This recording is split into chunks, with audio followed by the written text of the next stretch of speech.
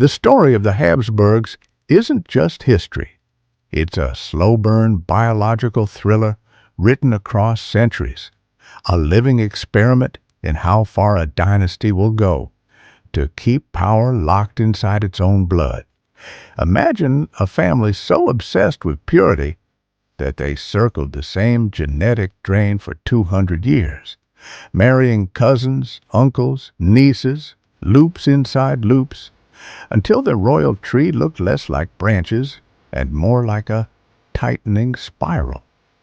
At the dawn of the Renaissance, while Europe exploded with new ideas, the Habsburgs doubled down on old ones.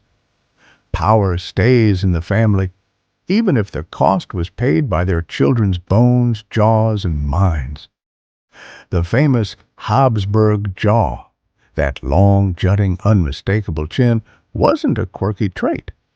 It was the visible signature of a collapsing gene pool, a real biological warning siren carved across their portraits. You see it in Charles II of Spain, the final product of so many generations of inbreeding that modern scientists estimate his genetic diversity was lower than if his parents had been siblings. He had trouble chewing, trouble speaking, trouble walking. He couldn't control his saliva, and his body aged like it was carrying centuries of inherited errors. Court doctors whispered that he was bewitched when the truth was simple. The dynasty had pushed its blood past the breaking point. Yet the Habsburgs kept ruling vast empires, Spain, Austria, the Holy Roman Empire, while behind palace walls they buried infant after infant, each one carrying the cost of a political strategy turned biological gamble. They believed their blood was sacred. Nature disagreed. Marriages were contracts written not with love, but with maps, treaties, and a fear of losing land to rival powers. Philip II married his niece. Maximilian II married his first cousin. 11 of the last 15 marriages in the Spanish Habsburg line were between close relatives. The consequences were grotesquely predictable. Fertility issues, hidden illnesses, strange developmental disorders, heirs who couldn't produce heirs.